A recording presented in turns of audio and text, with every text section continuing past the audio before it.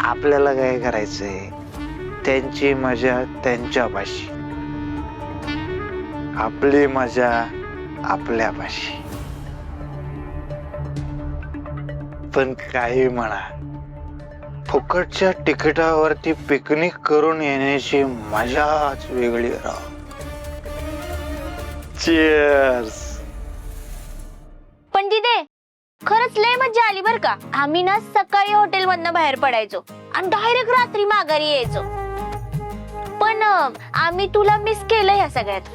मी पण लय मिस केलं तुम्हाला. पण काय करणार, थोडी महत्वाची कामं पेंडिंग होती ना. पण आपण नक्की एकत्र फिरायला जायचं. मनालीला नाही जमलं ना, काश्मीरला जाऊ, पण नक्की जाऊ. नक्की ना? नक्की. म्हणजे मला खरं खरं सांग, काय झालं होतं मग अशी रडायला? सगळं ठीक आहे ना? सत्यजितराव बरे आहेत ना? आई, सगळं ठीक आहे, काही नाही झालेलं. हे बघ, जी काय असेल ती खरं सांग, काय लपवू नकोस बाई. आई, खरंच काही नाही झालेलं. मजेशीर कारण आहे. मजेशीर? मग सांग की पटकन. सांगेन कधीतरी. आधी मला मनालीतून काय आणलंय ते द्या बघू पटकन. चला, आणलंय ना काहीतरी? अगं वय आमरे, बॅग घेऊन ये जा.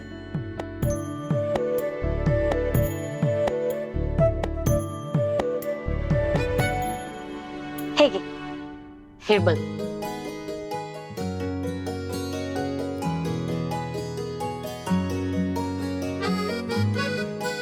स्वेटर?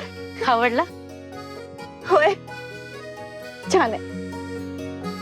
अगं ह्यो तिथल्या लोकांनी स्वतःच्या हाताने बनवलेला आहे बघ, खास तुझ्यासाठी आणलाय. आणि तिथे हे सुद्धा. 2-2 स्वेटर? बघू. कसा आहे? छान आहे. माझ्यासाठी?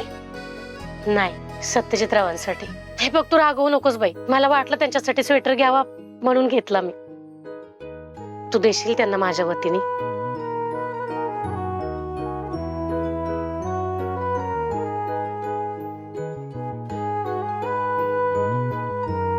दे.